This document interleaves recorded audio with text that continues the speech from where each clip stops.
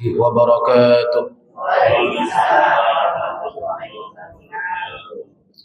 إن الحمد لله نحمده ونستعينه ونستغفره ونعوذ بالله من شرور أنفسنا ومن سيئات أعمالنا. من يهده الله فلا مضل له ومن يضلل فلا هادي له. وأشهد أن لا إله إلا الله وحده لا شريك له وأشهد أن محمدا عبده ورسوله. اللهم صل وسلم وزد وبارك وعنعم على سيدنا ومولانا محمد وعلى آله وصحبه أجمعين. اللهم لا سهل إلا ما جعلته سهلا وأنت تجعل الحزن إذا شئت سهلا. سهل لنا أمورنا وارحمنا برحمتك يا أرحم الراحمين. Ikhwan dan akhwat fiddin, rahimani wa rahimakumullah, Bapak Ibu jamaah sekalian yang dimuliakan oleh Allah Subhanahu wa taala. Alhamdulillahirabbil alamin. Yang pertama, mari kita bersyukur kehadirat Allah Subhanahu wa taala atas segala nikmat yang telah Allah curahkan kepada kita semua. Nikmat iman dan Islam, nikmat sehat dan waktu luang sehingga kita dihimpunkan oleh Allah Subhanahu wa taala di tempat yang barakah dan mulia ini, di majlis yang mulia. Mudah-mudahan apa yang kita lakukan pada pagi hari ini dijadikan pemberat timbangan amal kebaikan kelak di sisi Allah Subhanahu wa taala. Amin ya rabbal alamin. Kemudian salawat dan salam mudah-mudahan senantiasa tercurahkan kepada Rasulullah sallallahu alaihi wasallam yang telah membimbing manusia, membimbing umatnya dari kegelapan jahiliyah menuju cahaya Islam. Mudah-mudahan kita semuanya kelak mendapatkan syafaat beliau di hari akhirat. Amin ya rabbal alamin. Jamaah sekalian yang dimuliakan oleh Allah Subhanahu wa taala, kebahagiaan adalah merupakan satu hal yang ingin diraih oleh manusia secara fitrah.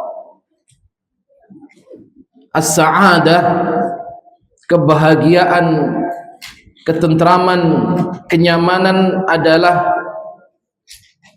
satu hal yang ingin diraih oleh setiap jiwa manusia. Maka Allah Subhanahu wa taala menjadikan kehidupan ini adalah lahan untuk beramal. Bisa dilihat di dalam surat Tabarak Al-Mulk, Allah Subhanahu wa taala berfirman, Tabarakalladzi biyadihi al-mulk wa huwa ala kulli syai'in qadir. Alladzi khalaqa al-mauta wal hayata liyabluwakum ayyukum ahsanu amala. Allah Subhanahu wa taala menciptakan khalaqa al-mauta, kematian dan kehidupan, liyabluwakum, untuk menguji, ayyukum ahsanu amala, siapa di antara kalian yang paling baik amalnya. Maka kehidupan ini adalah episode perjalanan manusia yang kelak akan meninggalkan kenangan-kenangan. Bagaimana kita menjadikan dunia ini adalah wasilah untuk dekat kepada Allah Subhanahu wa taala.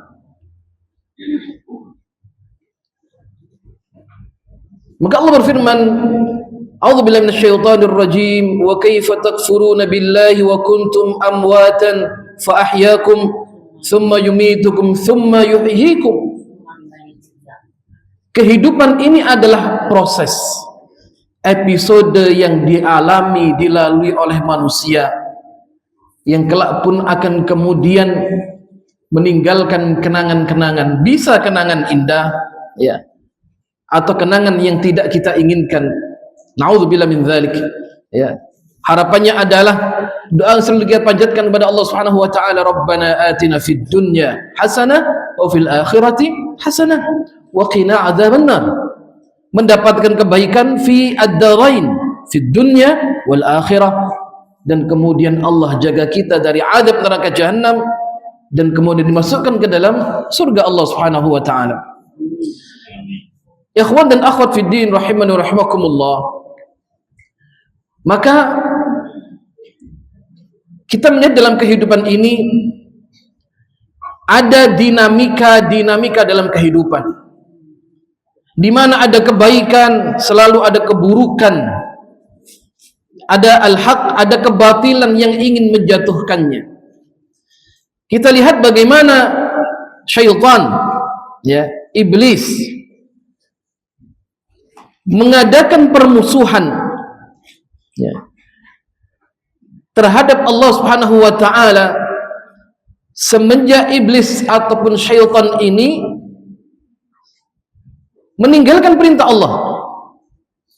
Maka adanya, ya, kita melihat auliaur rahman, ada auliau syaitan, ada wali-wali Allah, ada wali-wali syaitan, ya, adalah merupakan permasalahan yang terjadi semenjak zaman dahulu, semenjak Allah Subhanahu wa taala menciptakan Adam alaihissalam dan memerintahkan kepada malaikat untuk sujud, fasajadu illa iblis, ya, kecuali iblis. Yang iblis saat itu berada dalam barisan al-malaikat. Allah perintahkan usjudu li Adam, semuanya sujud atas perintah Allah. Fasajadu illa iblis aba wastakbara wa kana minal kafirin. Dan ini diabadikan oleh Allah Subhanahu wa taala dalam surat Al-Baqarah ayat 24, ayat 34 sampai 38. Wa idh qulna lil malaikati isjudu li adama fasajadu illa iblisa aba wastakbara wa kana minal kafirin. Dan iblis adalah orang-orang yang termasuk dari golongan yang kafir, yang ingkar kepada Allah Subhanahu wa taala. Dan Allah Subhanahu wa taala menjelaskan perihal, ya, bagaimana keengganan iblis untuk sujud kepada Adam atas perintah Allah Subhanahu wa taala dengan analogi, ya, kiasnya yang rusak. Di saat Allah mengatakan qala ma mana'aka alla tasjuda id amartuk. Allah mengatakan ma mana'ak, apa yang menjadikan kamu hai iblis, ya, untuk tidak sujud kepada apa yang aku perintahkan kepadamu. Qala ana khairun minhu. Iblis mengatakan ana khairun minhu, saya lebih baik darinya. Khalaqtani min nar wa khalaqtahu min tin. Engkau ciptakan aku dari api dan engkau menciptakannya dari tanah. Kita lihat bagaimana kias, ya, analogi iblis yang rusak. Artinya dia mengatakan innan nara asyrafu minatin, ya, api itu lebih mulia daripada tanah. Ana khairun minhu, saya lebih baik darinya, saya diciptakan dari api. Wa khalaqa Adam min tin, Allah ciptakan Adam dari tanah, dan api lebih mulia dari tanah. Bagaimana saya sujud kepada sesuatu yang tidak lebih mulia dari saya? Ya. Maka ini terjadi permusuhan, ya, di saat Allah Subhanahu wa taala memerintahkan kebaikan, kemudian dilanggar perintah-perintah ini, ya, oleh iblis, yang sampai kemudian Allah Subhanahu wa taala menjelaskan banyak dalam ayat Al-Qur'anul Karim bagaimana peristiwa-peristiwa terjadi penyesatan, kemudian penghasutan yang dilakukan oleh iblis kepada hamba-hamba Allah Subhanahu wa taala. Maka akhirnya apa? Kelompok manusia terpisah menjadi dua. Ya. Yang pertama adalah fariqul huda, yaitu kelompok yang diberikan petunjuk oleh Allah Subhanahu wa taala. Ya, ada auliaullah, auliaur rahman. Dan ada fariq, kelompok yang dalal, hizbus syaitan, aulia asy-syaitan, yaitu wali-wali syaitan. Maka al-musara'ah, yang namanya perseteruan, pertempuran antara hizbullah dan hizbus syaitan tidak akan pernah selesai sampai Allah Subhanahu wa taala mewariskan dunia ini kepada orang-orang yang beriman, kepada hamba-hamba Allah Subhanahu wa taala. Ya. Maka ada golongan kanan, ada golongan kiri, ada wali-wali Allah, ada auliaus syaitan. Ya. Dan di sini Allah Subhanahu wa taala ya banyak menjelaskan agar orang-orang beriman berhati-hati terhadap tipu daya syaitan. Ya. Agar mawas diri. Di samping Allah menceritakan bagaimana kesesatan syaitan, maka Allah Subhanahu wa taala menjelaskan bagaimana cara penghasutan, penyesatan yang dilakukan oleh iblis kepada anak cucu Adam ini. Maka silakan dibuka dalam ayat Allah Subhanahu wa taala ya, di dalam surat Al-Baqarah. Sangat banyak sekali Allah menyebutkan, ya ayyuhalladzina amanu dukhulu fis silmi kafah wa la tattabi'u. Jangan kalian ikuti wa la tattabi'u khutuwati syaitan. Langkah-langkah syaitan di dalam menyesatkan kalian. Ya. Apa langkah-langkah syaitan itu?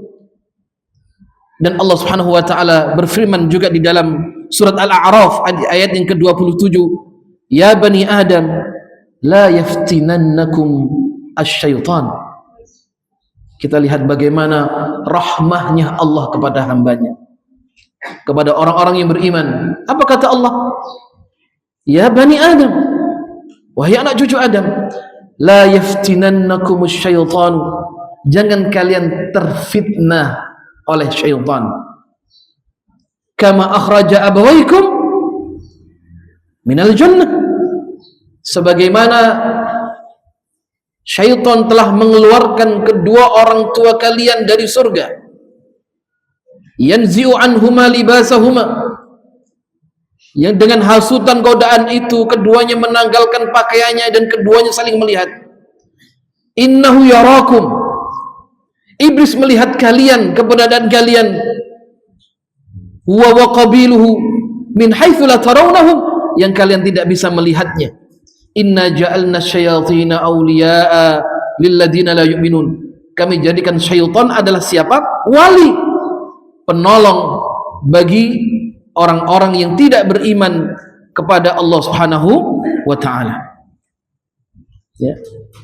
Jadi di sini Allah menyingkap ya keburukan-keburukan iblis, ya, bagaimana cara iblis menyesatkan hamba-hamba Allah Subhanahu wa taala.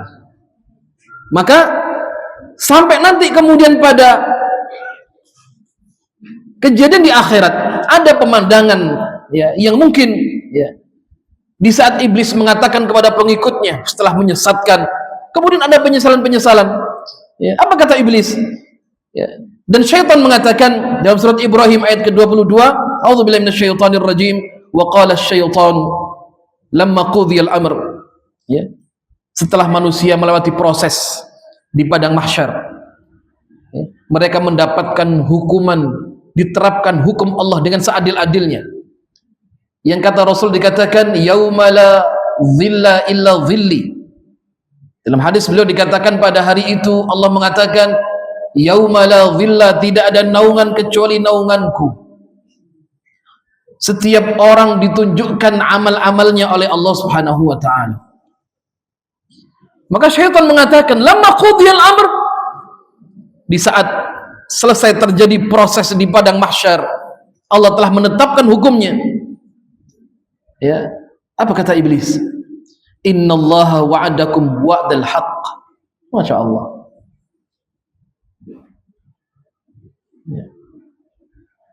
Iblis mengakui keagungan Allah Subhanahu wa taala. Ya. Dan iblis pun tidak pernah mengaku dia sebagai Tuhan. Dia sebagai Rabb. Yang pernah itu diakui oleh Fir'aun dan mengatakan ana rabbukumul a'la. Sedahsyat-dahsyatnya iblis ini, dia mengakui keagungan Allah.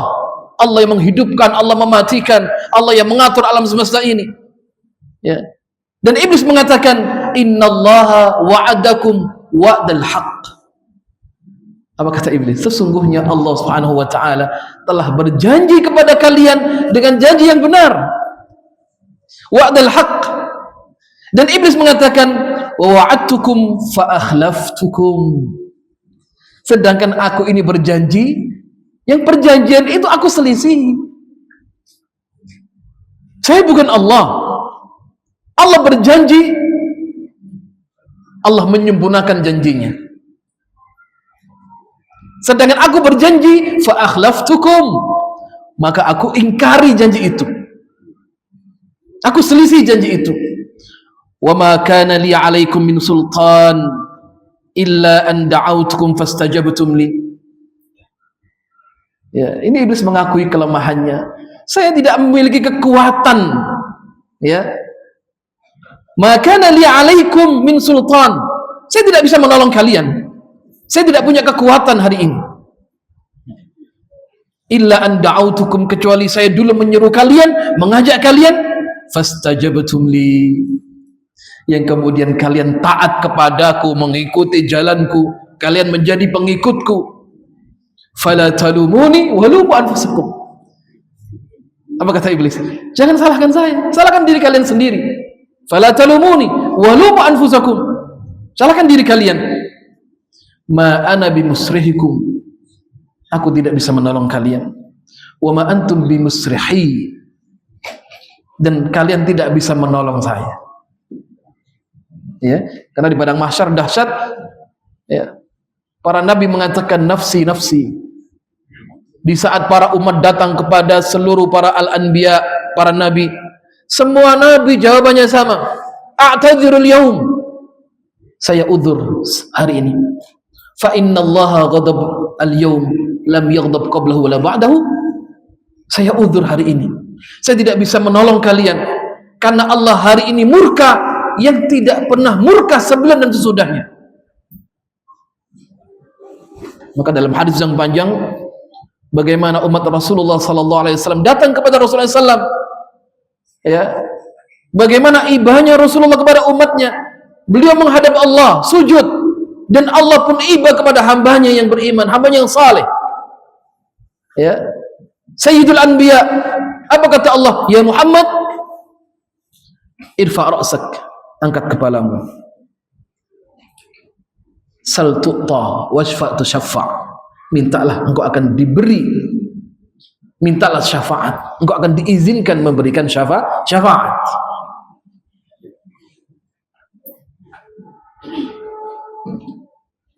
Yang berbeda dalam hal ini, iblis mengatakan ma antum bimusrihikum ma ana bimusrihikum wa ma antum bimusrihi. Nafsi nafsi. Ya, kita kamu tidak menolong saya tidak bisa menolong kamu.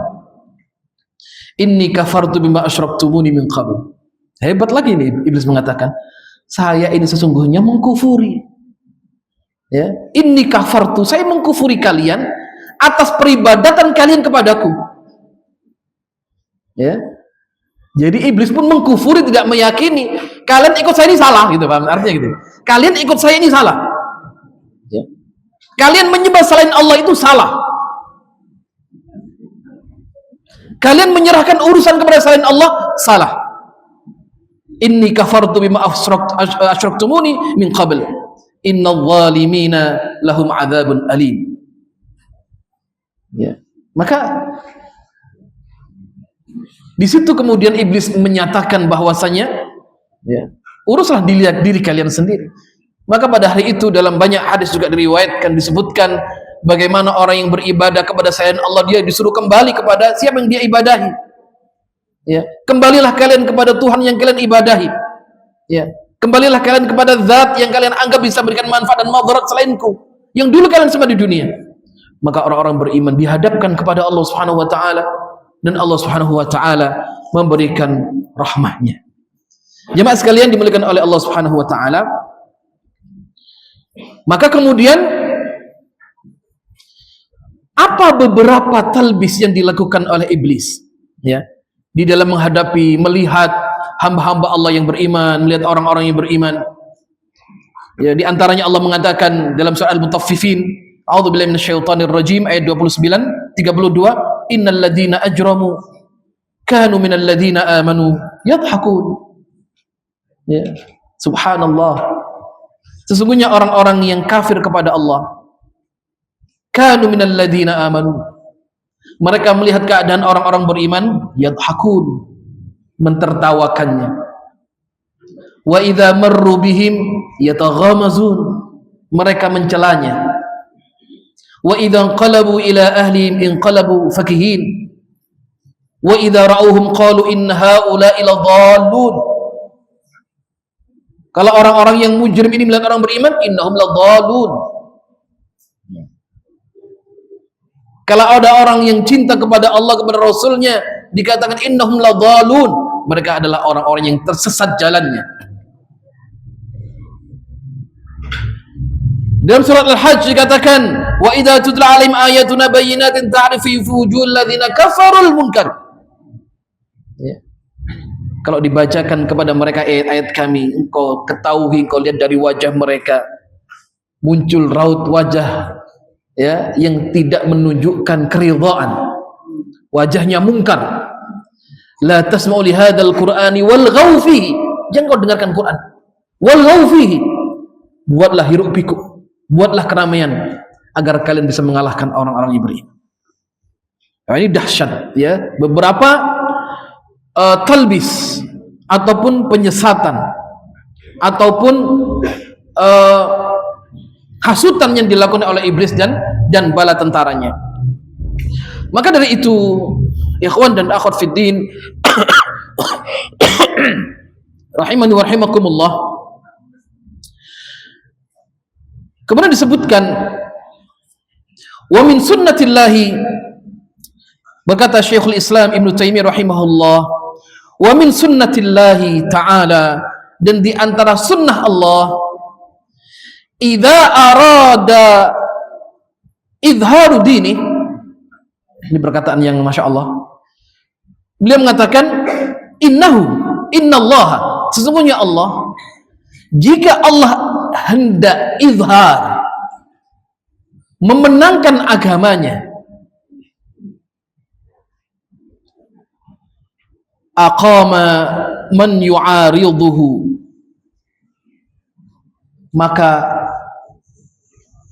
Allah Subhanahu wa taala menghadirkan kelompok-kelompok ataupun orang yu'ariduhu, yang menentangnya, fayuhiqqul haqqa bikalimatihi, maka Allah Subhanahu wa taala menyempurnakan al-haq, kebaikan itu, wa yakdziful haqqu 'alal batil, maka al-haq akan mengalahkan kebatilan, fayadmahu fa idza huwa zahik,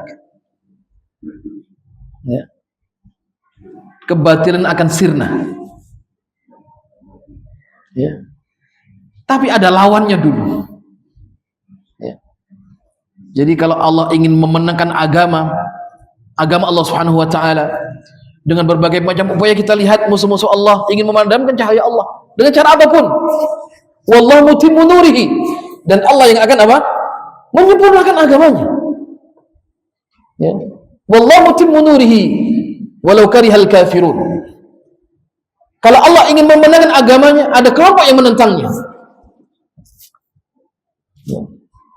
Dan Allah mengatakan, dan Allah akan mengambil siapa orang yang terbaik, mana syuhada, mana orang yang beriman. Ya. Maka dalam Islam ada yang namanya sunnatut tadawul, yaitu hari sejarah dipergilirkan oleh Allah kepada hambanya. Allah mengatakan, wa tilkal ayyamu nudawiluha bainan nas, itu hari kami pergilirkan di antara manusia, sejarah, dinamika kehidupan, kejadian-kejadian yang ada. Wa tilkal ayyamu nudawiluha bainan nas, Untuk apa? Liya'lamallahu alladhina amanu, agar Allah memahami, mengetahui siapa yang benar-benar beriman, wa yattakhidha minkum syuhada, dan siapa yang akan dipilih oleh Allah Subhanahu wa taala menjadi syuhada di antara umat ini. Ya, itu fitrah ya akhwat wa ya ikhwan di dalam kehidupan. Ya, maka dalam kehidupan tidak lempeng-lempeng saja nyaman, ya. Walaupun tadi secara fitrah orang ingin berada di zona yang aman, nyaman, bahagia. Naam. Ya, kita semua menginginkan itu dan kita berdoa, ya, negeri ini menjadi negeri yang sentosa, aman, nyaman. Ya. Tapi satu sisi di saat Allah ingin mengangkat derajat hambanya, ya, aqama man yu'ariduhu, akan ada orang yang menentangnya. Ya kan? Kan kita melihat tidak selamanya kita hidup sehat terus. Ada kalanya kita jatuh sakit. Ya, maka Allah akan menguji apakah dia sabar atau tidak. Ya. Dengan kesabaran itu penyakit bisa menghapuskan segala kesalahan dan mengangkat derajat di sisi Allah Subhanahu wa taala. Ya. Di saat Allah Subhanahu wa taala menguji kita dengan banyak ujian, apakah kita sabar menghadapi ketentuan Allah, ya? Ataukah ada muncul statement tasakhut, baik sifatnya qalbi, ya, ketidakridhaan dari hati, muncul suudzon sama Allah, atau ada tasakhut al-qauli, mengumpat, mencela, sumpah serapah, ya, sumpah yang buruk, atau tasakhut, ya, bil fi'li, dengan sikap, ya. Kalau dulu sikap ini digambarkan pada zaman jahiliyah, latamal khudud wa syaqqal juyub, ya, ketidakridhaan kepada ketentuan Allah, mereka memukul badan mereka, memukul pipi-pipi mereka, wajah mereka, wa syaqqal juyub, merobek baju, merobek saku, ya, melempar sesuatu, ya. Diuji oleh Allah. Apakah itu yang mereka lakukan atau mereka ridha? Ya, maqam ridha itu lebih tinggi dari maqam sabar. Sabar ada 3, ya kan? Sebagaimana kita pahami bersama, sabrun fi taatillah, sabar dalam ketaatan kepada Allah Subhanahu wa taala, wa sabrun an ma'siyatillah, sabar daripada menahan diri itu tidak melanggar aturan Allah. Yang ketiga, wa sabrun, sabar terhadap aqdarillah, takdir Allah. Dan maqam ridha itu lebih tinggi dari sabar. Ya. Kalau sabar terkadang ada ujian dalam hati, tapi dia kalahkan, ya, hal yang kemudian memberatkan dirinya dengan kesabaran. Namun kalau ridha, hati ini bersih. Ujian datang bertubi, saya ridha kepada Allah. Berarti hatinya bersih, ya. Tidak ada dongkol sama Allah, bersih ridha, ya. Dia pasrah kepada ketentuan Allah Subhanahu wa taala, dia husnudzon kepada Allah Subhanahu wa taala, ya. Itu dinamika dalam kehidupan, ya. Dan itu kemudian harapannya yang menguatkan kita dalam kehidupan ini, ya. Maka ada satu hadis, ya, dulu sahabat, ya, Jundub bin Abdullah, beliau meriwayatkan, kunna ma'an Nabi, kami dulu pernah bersama Nabi Muhammad sallallahu alaihi wasallam, wa nahnu fityan hazawirah. Saat itu dulu kami masih belia, masih muda, ya, mendekati akil baligh. Kami dulu bersama Nabi, kami masih muda, fityan hazawirah. Apa kata Jundub bin Abdullah? Fanahnu nata'allam al-iman qabla al-Quran. Kami dulu belajar al-iman sebelum belajar Al-Quranul Karim. Kemudian kami belajar Al-Quran. Setelah belajar iman, fazdadna bihi imanan. Kemudian setelah belajar Al-Quran, bertambah iman kami. Mungkin terjadi dialog, diskusi, ya. Mungkin kita dapati ada diskusi antara suami istri ya, atau ibu mendidik anaknya ya. Ya mungkin kita kadang punya anak-anak yang cukup beragam secara kemampuan akalnya gitu ya. Siapa yang tidak bahagia tatkala kemudian kita punya anak yang Masya Allah pandai membaca Al-Quran, punya hafalan yang banyak, kebanggaan, kebahagiaan bagi kedua orang tuanya. Mungkin ada satu kali seorang ibu melihat anak dari pertama, kedua, ketiga dan seterusnya, dia dapati kelebihannya masing-masing ya.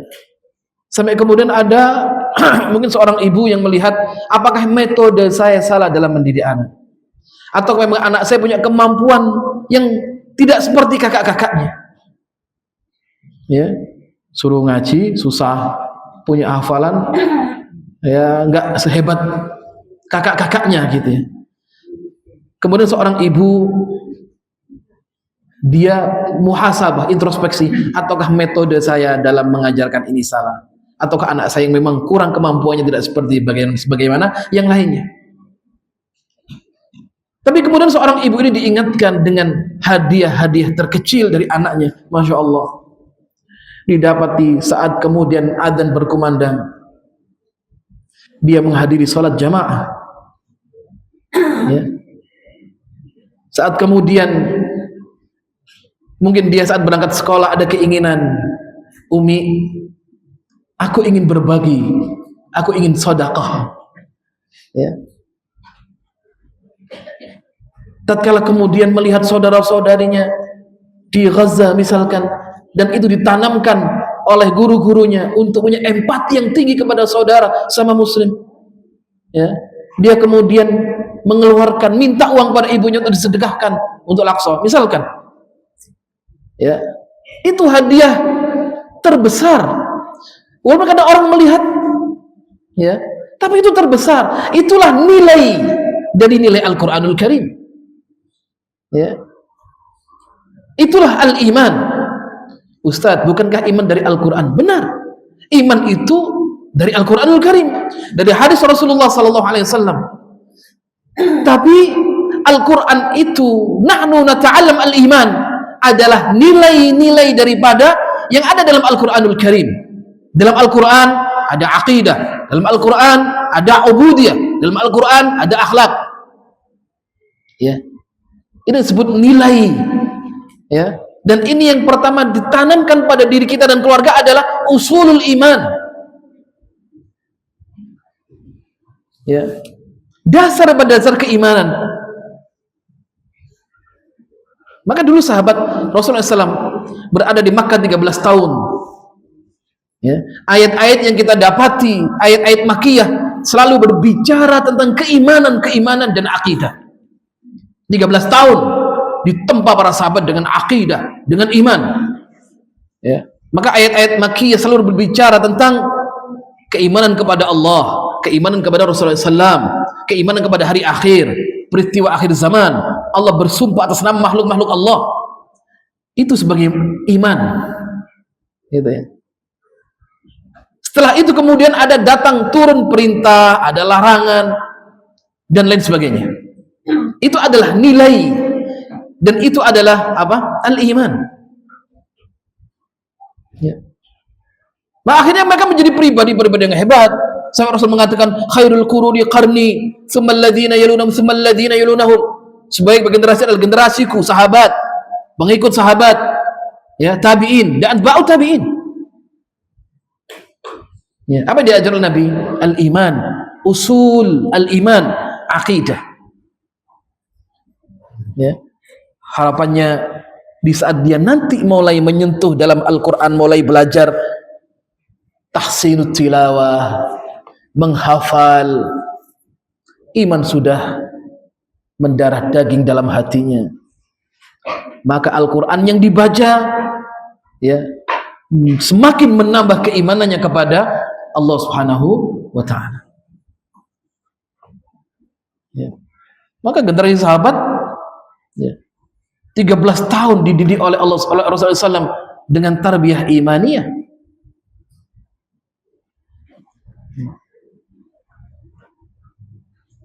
dengan nilai-nilainya gitu ya. Nilai-nilainya. Itu yang asasi gitu ya. Walaupun kadang mungkin terjadi perdebatan di lembaga pendidikan, apakah iman dulu atau Quran dulu, ya. Dikhawatirkan kalau kemudian kita selalu misalkan tarbiyah imaniyah tidak pernah dihadirkan, gitu ya. Maka ya Al-Quran lewat begitu saja. Ada kisah bagaimana Abbad bin Bishr, ya, seorang sahabat Ansar yang dipersaudarakan oleh Kanjeng Nabi dengan Ammar bin Yasir. Beliau ahlul Quran, seorang imam di masyarakatnya. Beliau punya karamah, tongkat beliau bisa bercahaya karena kesolehannya. Dia wali dari Allah, sahabat. Saat Nabi pulang dari pertempuran Zatul Riqa, Rasul beristirahat di atas bukit yang diikuti oleh sahabat-sahabat beliau. Dan kemudian Rasul mengatakan, siapa di antara kalian yang siap untuk jaga malam hari ini? Karena keadaan para sahabat letih, pulang dari jihad, dari pertempuran, mereka beristirahat. Ada dua sahabat yang kemudian mengangkat tangannya, ya. Kemudian mereka bersiap untuk berjaga malam itu. Di antaranya adalah Abbad bin Bishr dan Ammar bin Yasir. Maka keduanya ribat di jalan Allah Subhanahu wa taala, berjaga malam hari. Saya kemudian terjadi diskusi, wahai Ammar, kamu jaga yang bagian pertama atau kedua, ya. Maka kemudian Ammar bin Yasir mengambil bagian pertama, ya. Kemudian Abbad dan akan istirahat selanjutnya dan seterusnya, ya. Di saat kemudian Ammar ini berjaga, Abbad bin Bishr salat sampai selesai giliran waktu itu. Maka satu anak panah mengenai dada Abbad bin Bishr dan beliau dalam keadaan salat. Tidak cukup satu, muncul pukulan kedua, ketiga dan seterusnya sampai beliau tersungkur, bersimbah darah. Dan darah ini mengenai sahabatnya, saudaranya Ammar bin Yasir, seorang ahlu Makkah, muhajirin. Terbangunlah dan dikatakan, "Madza bik? Kenapa engkau, wahai Abbad?" Ya. Musuh-musuh Allah telah memanahku. Kenapa engkau tidak bangunkan aku dalam pukulan yang pertama sehingga bisa menyelamatkan kamu, wahai Ammar? Wahai Abbad bin Bishr, beliau mengatakan, wahai Ammar, saya malu kepada Allah. Di saat saya melantunkan ayat-ayat Allah Subhanahu wa taala, saya malu kepada Allah untuk membatalkan salat saya. Kalau kemudian saya khawatir termasuk mengkhianati amanah yang diamanahkan oleh Rasul kepadaku, demi Allah, aku ingin anak panah sekian banyak kemudian membunuhku sampai tubuh saya terkoyak, dan aku tidak akan pernah memutus salat saya saat itu yang terbaik antara saya dengan Allah Subhanahu wa taala. Ya. Nah, kita lihat bagaimana iman sudah masuk menghujam ke dalam hati. Ya. Itu yang dilakukan oleh Rasulullah SAW, ya. Menanamkan nilai-nilai itu, nilai-nilai yang ada dalam Al-Qur'anul Karim. Ya. Nah, bagaimana ini jalan beriringan dalam dunia pendidikan, dalam rumah tangga. Ya. Kita berikhtiar, berusaha bagaimana, ya. Mungkin kita tidak hanya sekedar membaca, ya. Membaca Masya Allah baik, setiap huruf berapa? 10 kebaikan. Wal hasanatu bi asyri amsalihha. Ya. Dalam membaca ada tadabbur, Masya Allah, ya. Namun di sana nilai-nilai yang perlu kita kaji, ya. Nilai-nilai akidah dalam Al-Qur'anul Karim, ubudiyah, kemudian akhlak, ya, adab yang mesti dipelajari, juga bagaimana disebutkan dalam hadis-hadis Rasulullah sallallahu alaihi wasallam. Ya. Nah, kembali kepada permasalahan ini, maka ada satu perkataan dari Ibnul Qayyim rahimahullah, ya, kita melihat beliau mengatakan, Ibnul Qayyim rahimahullah, anna adawat syaitan, sungguh permusuhan syaitan kepada anak Adam ini, ya, bisa melalui 7 maratib, ya, 7 hal. Ya, cara yang dilakukan oleh iblis untuk menyesatkan manusia ada 7 maratib, ada 7 tingkatan, ada 7 macam. Yang pertama, iblis, syaitan akan menyesatkan manusia dengan kekufuran dan kesyirikan. Dengan kekufuran dan kesyirikan. Benci kepada Allah, benci kepada nabinya. Ya.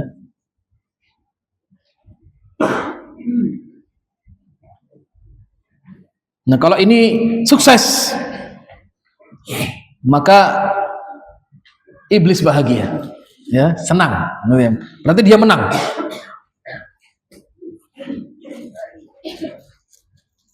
Cara yang pertama, dengan apa? Dengan kufur. Dihadirkan kekufuran dalam inilah fikrahnya, ya. Kemudian jadikan hidupnya mengabdi kepada selain Allah Subhanahu wa taala. Ya, kekufuran bisa masuk dalam tasawur, ya, cara pandangnya. Ini bahaya itu, ya. Jadi ada orang mungkin mengaku dia Islam tapi punya cara pandang orang kafir. Ya. Tasawurnya orang kafir dalam memandang agama Allah Subhanahu wa taala. Ini bahaya. Ini metode yang pertama. Yang kedua, dengan perkara-perkara bid'ahiyah, ya, perkara-perkara bid'ah yang tidak pernah diajarkan oleh Allah, oleh Rasulullah SAW dalam agama ini. Dan ini lebih disukai oleh syaitan dari perkara-perkara fusuk wal isyan. Ya. Lebih disenangi dari perkara-perkara kefasikan dan kemaksiatan. Dan ini adalah lawan daripada dakwah Rasulullah sallallahu alaihi wasallam. Jadi orang kalau sudah melazimi dalam satu amalan ini yang tidak dicontohkan oleh Nabi, ya, kemudian dia meyakininya, maka keyakinan itu adalah keyakinan yang akan terus dia jaga.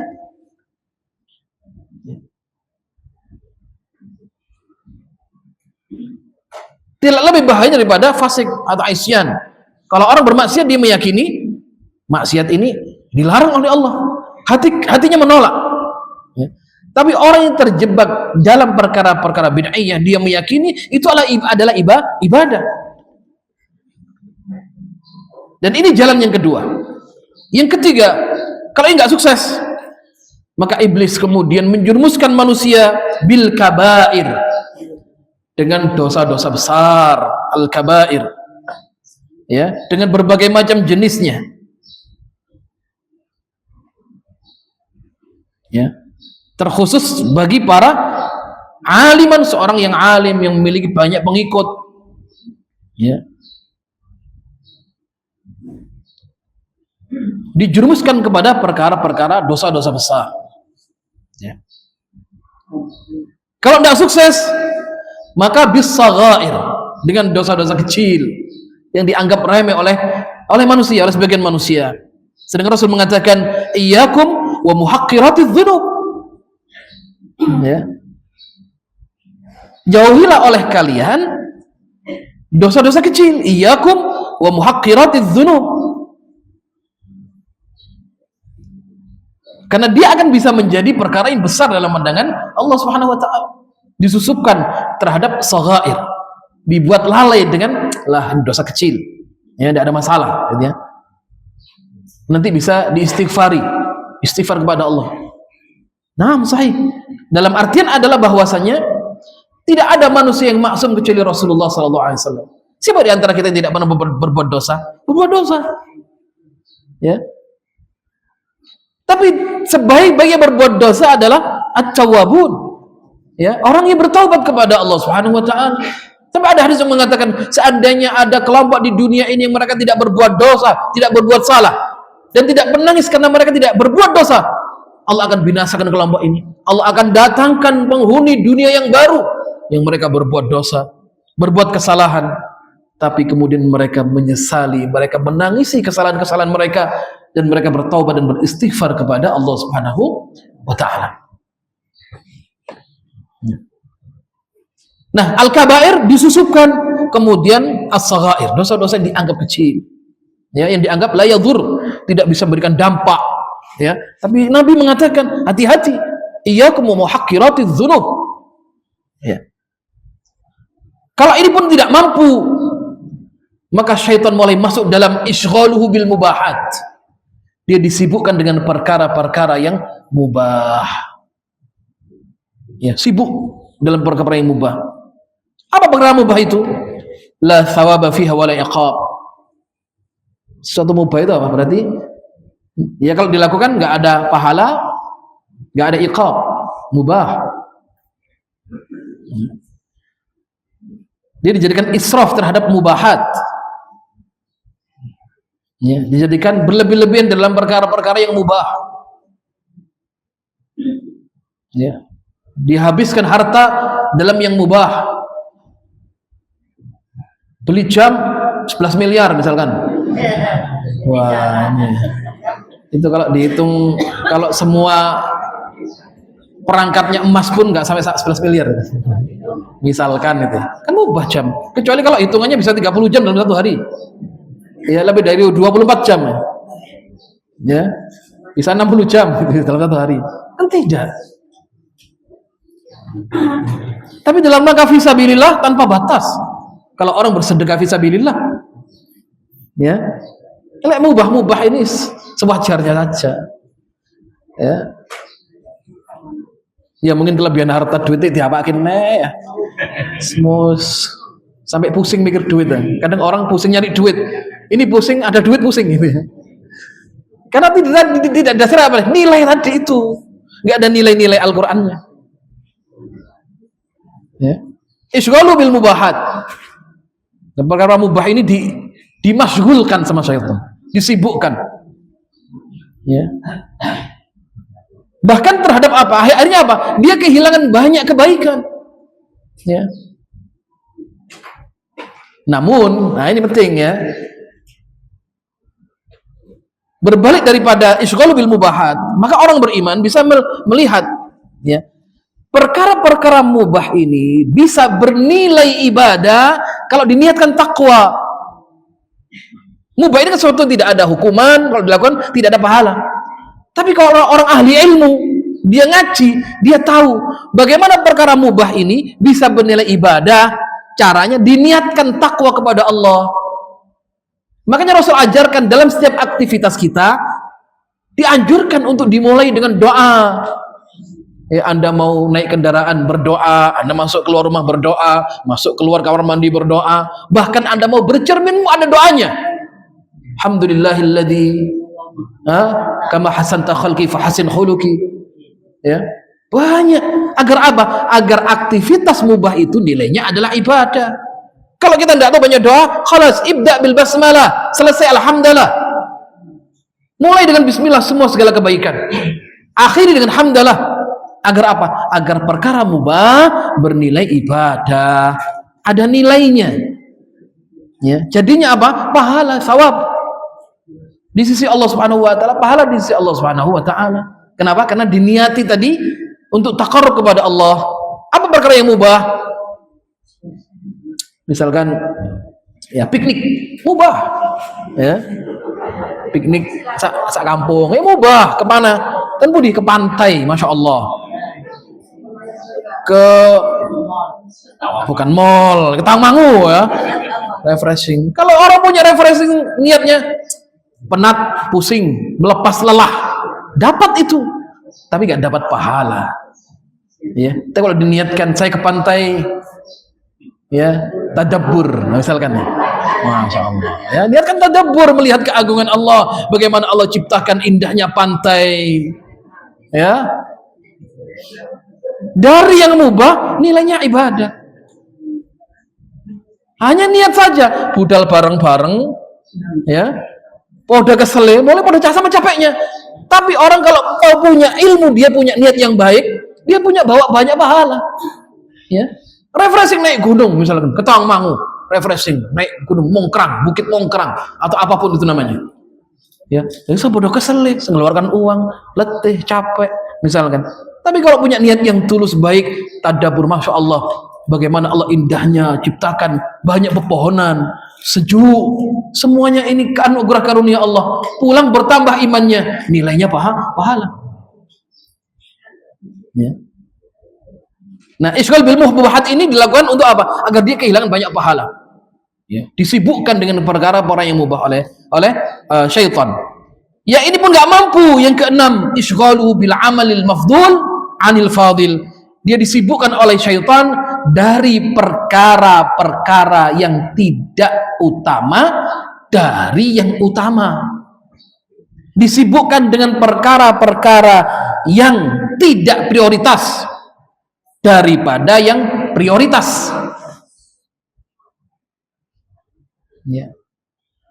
Yang prioritas diakhirkan, yang tidak prioritas diutamakan. Ya. Disibukkan dengan perkara-perkara itu. Ya. Ada kebaikan, ya, dan ini sifatnya prioritas, harusnya didahulukan. Tapi karena ada banyak hal faktor, ya, yang prioritas ini ditinggalkan, mengambil banyak jalan-jalan yang tidak prioritas, ya, atau yang tidak manfaat, ya, tidak seharusnya dilakukan. Ya. Ini pun tidak mampu, maka syaitan menggunakan faida a'jazahul 'abd min hadhil maratib sit. Kalau kemudian 6 ini sudah disampaikan, sudah di tahapan-tahapan ini dilalui, ya, sallata alaihi hizbuhu minal ins, maka syaitan akan menggunakan tentaranya dari manusia ataupun jin dengan berbagai macam daya upaya, ya, menghancurkan, menyiksa dengan takfir, tadlil, tabdi', dan dengan banyak cara, ya, agar mereka jauh dari jalan Allah Subhanahu wa taala. Ya. Maka saya katakan benteng terbaik bagi seorang mukmin adalah zikrullah. Berzikir kepada Allah Subhanahu wa taala. Dia menjadi hijab, ya, menjadi benteng kokoh dari keganasan, keburukan manusia ataupun selain manusia. Ya. Karena jin pasukannya syaitan, dia akan bisa menjadi bala tentara. Maka zikrullah, berzikir kepada Allah adalah benteng terbaik bagi orang-orang yang beriman. Dikatakan ra'sus syukri, ya, penghulu, sayyidus syukr, penghulu ataupun pokok daripada syukur adalah zikrullah, berzikir kepada Allah Subhanahu wa taala. Ya, maka 7 hal ini adalah merupakan maratib yang digunakan oleh syaitan untuk menyesatkan manusia daripada jalan Allah Subhanahu wa taala, dan itu harus dihadapi, ya, dan itu pasti didapatkan, ya, karena janji syaitan akan terus menyesatkan hamba-hamba Allah Subhanahu wa taala sampai kemudian Allah Subhanahu wa taala mengendaki di antara hamba-hamba Allah mereka yang dimenangkan daripada gangguan, daripada tadlil, penyesatan yang dilakukan oleh syaitan. Maka jemaah sekalian dimuliakan oleh Allah Subhanahu wa taala, fad dunya, maka dunia ini adalah mu'abbarun ilal akhirah, wasilah, tempat nyebrang untuk sampai kepada akhirat. Dunia ini adalah lahan untuk beramal. Dunia ini darul ibtila'i wal ikhtibar, di mana manusia diuji oleh Allah. Ad-dunya sijnul mu'min wa jannatul kafir. Dunia ini adalah penjara bagi orang-orang beriman, surga bagi orang-orang kafir. Dunia ini adalah lahan untuk berjuang, berkorban, berjihad jalan Allah Subhanahu wa taala, sampai nanti kemudian Allah memuji orang-orang beriman di surga dengan firman Allah, kulu washrabu hani'an bima aslaftum fil ayyamil khaliyah. Wahai ahli surga, hani'an lakum, kesejahteraan atas kalian. Kulu washrabu, makanlah dan minumlah, kesejahteraan atas kalian. Bima aslaftum fil ayyamil khaliyah, karena usaha, karena upaya, amal yang kalian lakukan fil ayyamil khaliyah. Apa itu ayyamil khaliyah? Di dunia. Al-ayyam al-khaliyah adalah dunia. Karena kesabaranmu, engkau berada di dunia, maka aku balas dengan kebaikan. Yang kata Allah, a'dadtu li ibadi ma la aynun ra'at wa la udhunun sami'at wala khatara ala qalbil bashar. Aku siapkan untuk hambaku mala ainun ra'at, yang mata dunia belum pernah menyaksikan keagungan, keindahan, ya, wala udrun sami'at, begitu juga pendengaran manusia, wala khatara ala qalbil bashar, dan belum pernah terdetik membayangkan bagaimana keindahan surga. Allahumma ja'alna min ahlil jannah, ya Allah, jadikanlah kami semua penghuni dari penghuni Jannatul Firdaus. Kelak kumpulkan kami, ya Allah, bersama kekasih tercinta Rasulullah sallallahu alaihi wasallam, minan nabiyyina was-siddiqina wasyuhada'i was-salihin wa hasuna ulaika rafiqa. Jazakumullahu khairan katsira. Mohon doa ada jamaah yang sakit Ustaz. Ibu. Baik, mari ada salah satu jamaah di kajian ini yang Allah uji dengan sakit.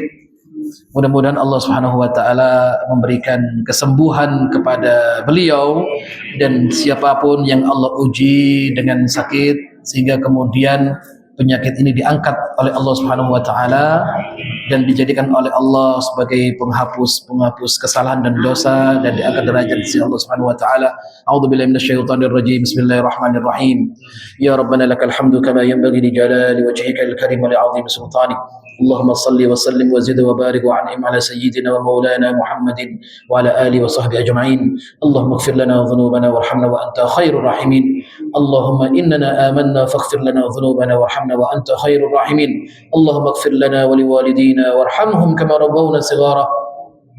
Allahumma ighfir lana wa liwalidina warhamhum kama rabbawna shighara. اللهم اغفر لنا ولآبائنا ولأمهاتنا ولأجدادنا ولجداتنا ولمشايخنا ولأساتذتنا ولمن له فضل وحق علينا يا رب العالمين.